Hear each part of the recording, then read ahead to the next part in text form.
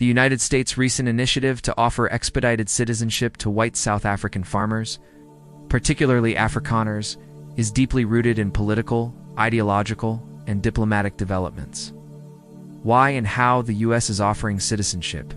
In February 2025, President Donald Trump issued Executive Order 14,204, directing U.S. immigration authorities to prioritize refugee status for white South African farmers. This directive was based on claims that these individuals face racial persecution under South Africa's black-led government, particularly concerning land reform policies and alleged targeted violence. The first group of 54 Afrikaners has been granted P1 refugee status. It's typically reserved for urgent humanitarian cases and is set to arrive in the U.S. soon. This policy shift is notable, especially as it occurs amidst a broader suspension of refugee programs from other nations, including Afghanistan and Iraq. Critics argue that the move selectively benefits conservative Christian Afrikaners aligned with Trump's political base, while more vulnerable groups remain excluded.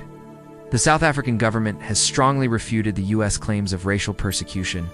Officials emphasize that Afrikaners remain among the country's most economically privileged groups, owning a significant portion of commercial land. They argue that the U.S. actions are politically motivated and based on misinformation. President Cyril Ramaphosa and other leaders have reiterated that land reform efforts are lawful and inclusive, aiming to address historical injustices without targeting specific racial groups. Despite the controversy, there has been limited uptake of the U.S. offer among South African farmers, with many expressing a commitment to remain in their homeland. In broader U.S.-South Africa relations, the citizenship offer is part of a series of actions that have strained U.S.-South Africa relations.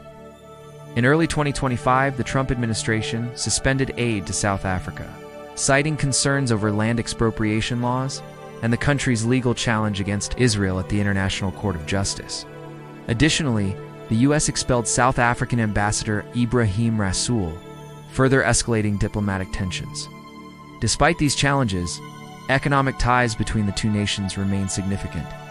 In 2023, bilateral trade reached approximately $21 billion, with South Africa being a key supplier of critical minerals essential for various industries. Likely outcomes: diplomatic strain. The U.S. policy may further strain diplomatic relations, especially if perceived as undermining South Africa's sovereignty and post-apartheid reforms. Selective immigration criticism.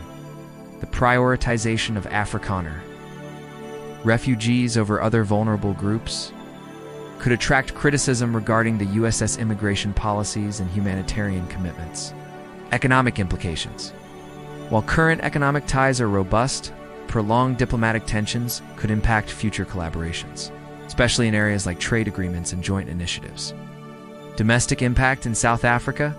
The situation may influence internal debates on land reform and racial equity, potentially affecting domestic policies and political dynamics. Let us know in the comments what you think of all this. Will it benefit South Africa?